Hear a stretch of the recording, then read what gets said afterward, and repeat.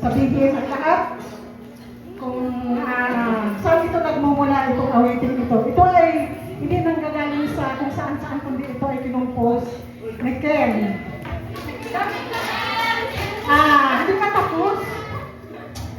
Babasahin ko muna yung Sandali lang. Ang awitin ito yung kinumpos ni Ken. Ito ay hinako sa Biblia mula sa Lumang Tipan at sa Bagong Tipan. Na pinagsikapan ito pagtulungan ng magkakapatid. Yan. Para mabuo ito ng maayos. Kasama ang kanilang pananalangin. Noong una, hindi ako makarelate sa kanta. Sabi nila, parang nakasimangot yung ko doon. Kasi nga, nung narinig ko yung kanta, sabi ko na parang ang hirap. Tapos 40 minutes. Na lang ang. Haba. 40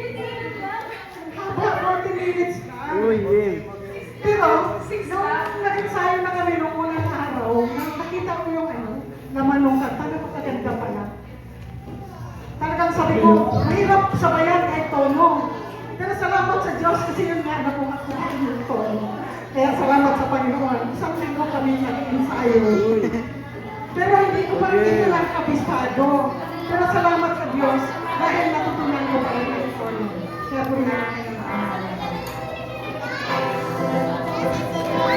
Hallelujah. Pakinggan natin ito.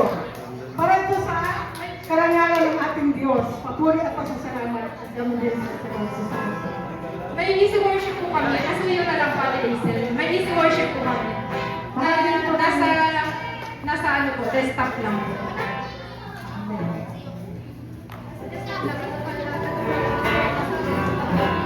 Sandali lang po. Pero para po makasabay kayo sa awitin, may nag-prepare po kami ng easy worship. Nasa desktop lang po. Or yung title ng kanta na binuo namin para sa Panginoon ay Tunay na Liwanag. Sige, G.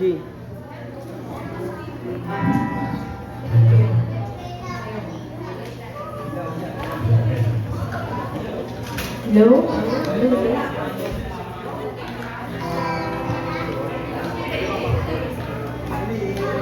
Nawa kayo Ilaw sa harap. Yung dalawang ilaw sa harap.